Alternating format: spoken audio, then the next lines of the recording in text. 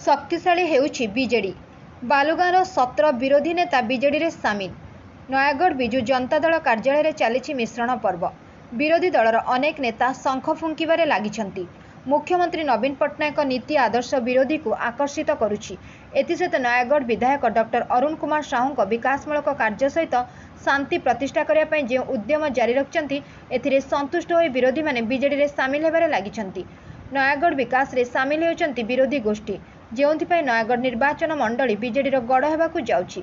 दिनकु दिन शक्तिहीन हो पड़ुछि विरोधी गोष्ठी। आज विजु जनता दल कार्यालय रे बालुगाँ ग्राम पंचायत 17 जन आगधाड़ीर विरोधी नेता माने बीजेडी रे सामिल होइछंती। नयागढ़ विधायक डॉक्टर अरुण कुमार साहू उपस्थित रे सेमाने बीजेडी रे सामिल होइछंती।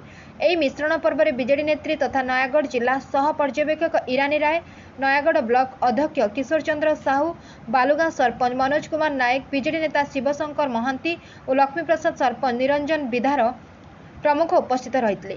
विरोधी दलर प्रमुख नेता माने हेले केशव दलबेहरा, प्रकाश चंद्र साहू, पूर्णचंद्र दलबेहरा, ऋषिकेश दलबेहरा, टंकधर दलबेहरा, प्रभात कुमार जेना, दिवाकर गड़ू, अच्युत बेहरा, कैलाश नायक, लक्ष्मीधर नायक, विनोद कुमार प्रधान, अक्रूर प्रधान, काबुली प्रधान, दाशरथी डाकुआ, धनेश्वर नायक, टीमा नायक और बबलू स्वाई प्रमुख बीजेडी रे जोग दैछंती।